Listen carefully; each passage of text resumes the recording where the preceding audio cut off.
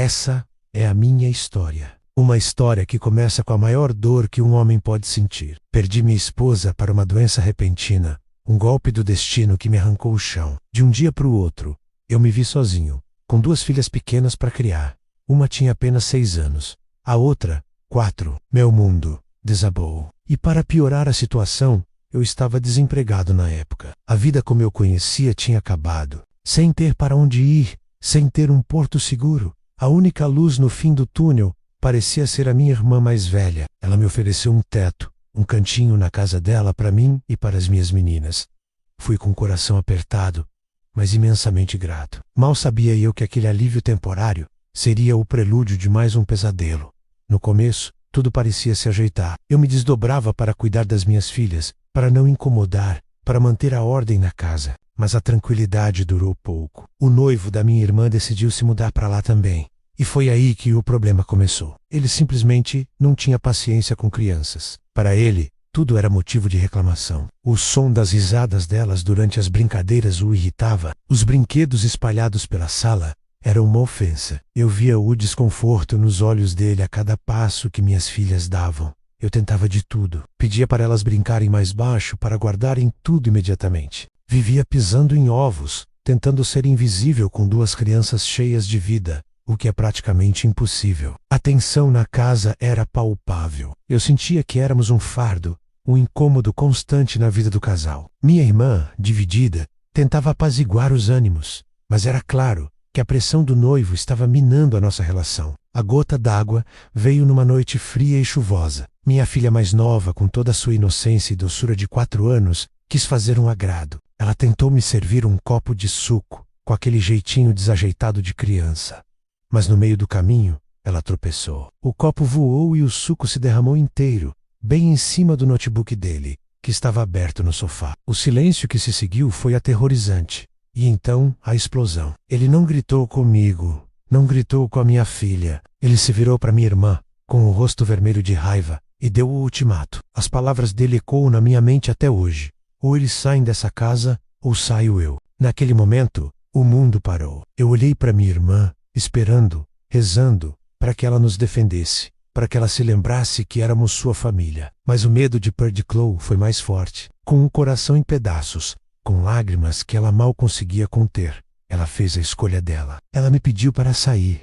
Naquela mesma noite, naquela chuva, juntei as poucas roupas que tínhamos, algumas peças em 2 mochilas pequenas. Peguei minhas filhas pela mão, uma de cada lado, e saí para a garoa fria que caía lá fora. O barulho da porta se fechando atrás de mim foi o som da solidão mais profunda. Estávamos na rua, sem ter para onde ir, com o dinheiro contado, que mal daria para uma refeição. Andamos sem rumo por um tempo, a chuva fina molhando nossos rostos e nossas esperanças. Eu precisava nos proteger, precisava de um lugar seco. Foi quando avistei uma luz acesa à distância. Era uma lavanderia 24 horas. Entramos. O calor do ambiente contrastava com o frio que eu sentia na alma. Não havia ninguém lá, apenas o som rítmico das máquinas de lavar.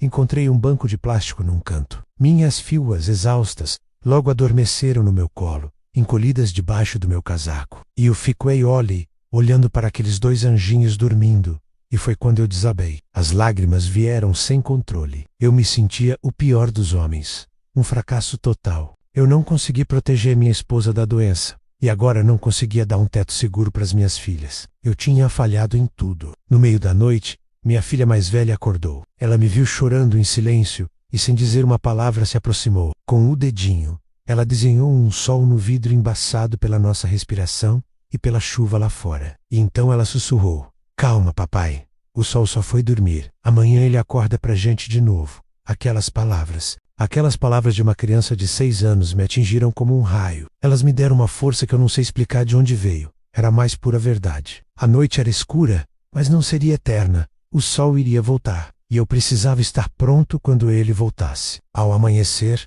o som da porta da lavanderia se abrindo me tirou do meu torpor. Uma senhora de idade, com um sorriso gentil no rosto, entrou para começar seu dia de trabalho. Era a dona do lugar. Ela nos viu ali, encolhidos no banco. Eu me preparei para o pior, para ser expulso novamente. Mas ao invés disso, ela se aproximou, se sentou ao meu lado e com uma voz suave, perguntou nossa história. Com a vergonha estampada no rosto, mas sem esconder nada e eu contei tudo. A perda da minha esposa, o desemprego, a humilhação na casa da minha irmã, a noite na rua. Ela ouviu tudo com uma atenção profunda, com uma compaixão que eu não via há muito tempo. Em um certo momento, seus olhos pararam no pequeno boneco de bombeiro que minha filha mais nova segurava com força, mesmo dormindo.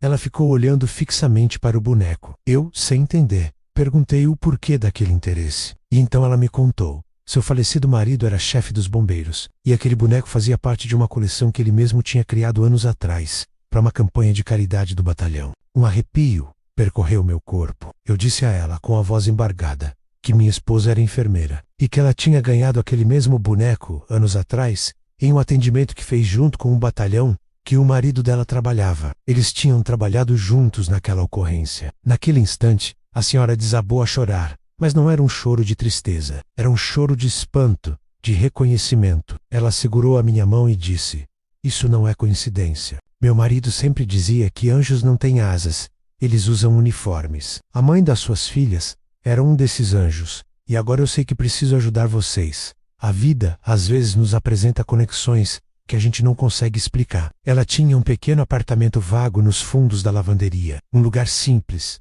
mas que para nós era um palácio. Ela nos ofereceu para morar lá, sem cobrar aluguel. Em troca, eu a ajudaria com o serviço da lavanderia durante o dia. Hoje, já se passaram 6 anos desde aquela noite chuvosa. A vida mudou completamente. Aquela senhora, que a vida colocou no meu caminho, se tornou uma segunda mãe para mim. E eu, que comecei como ajudante, hoje administro a lavanderia para ela. Minhas filhas estão crescendo felizes, seguras e cheias de amor. Elas têm um lar. Minha irmã, ela tentou se reaproximar um tempo depois. O noivado dela acabou, e acho que o arrependimento bateu. Eu a ouvi, mas expliquei, com toda a calma do mundo, que a paz e a segurança das minhas filhas eram, e sempre seriam, a minha única prioridade. Algumas feridas, o tempo não cura totalmente. É como eu disse no começo, às vezes parece que o destino nos tira tudo, nos leva ao fundo do poço, só para nos entregar algo muito maior e melhor logo em frente. A minha história é a prova disso.